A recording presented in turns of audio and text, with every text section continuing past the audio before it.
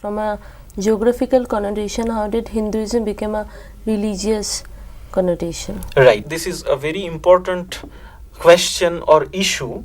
By the 6th, 7th century or 7th, 8th century, very important changes were taking place within the philosophical systems.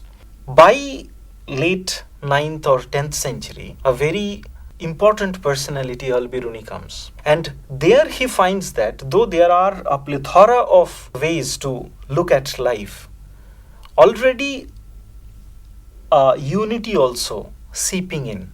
And he talks about Srimad Bhagavat as a text which would unite the whole systems.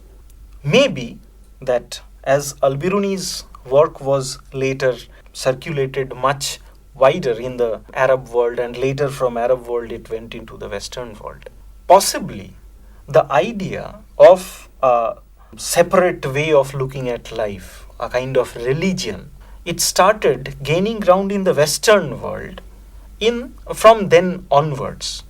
But obviously the kind of Hinduism that we talk about, it may be a much later phenomena, maybe from 19th century onwards, when India has already come under the colonial rule.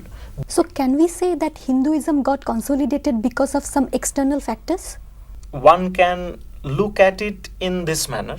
There are other ways also, because whenever a philosophy or a religion gains ground, there are some internal dynamics and there are some external factors, and it is not a singular event which shapes the whole thing. There are 6 schools, the Shada Darshan, 6 philosophical schools prevalent within quote unquote Hindu philosophy or way of life. There were the Purva Mimamsa, who believed in the efficacy of sacrifice. There was the Uttar Mimamsa, in which there was a spectrum from the pure monism to the dualism of Madhya. Then we have Shankho, which was also a kind of atheistic way of life or philosophy. Then we have Yoga, where the principles, 25 principles of Sankhya, they are maintained, and additional 26th one is added, that is the existence of a god. So it is a kind of theistic religion based upon the bedrock of atheistic principles. So does it mean that Hinduism also recognizes atheism? At least Shankha says so. And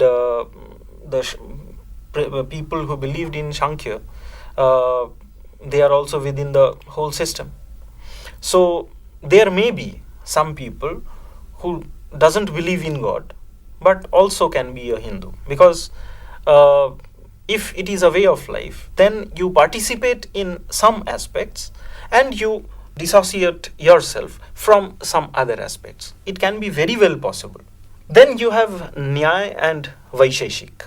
These are the 6 schools.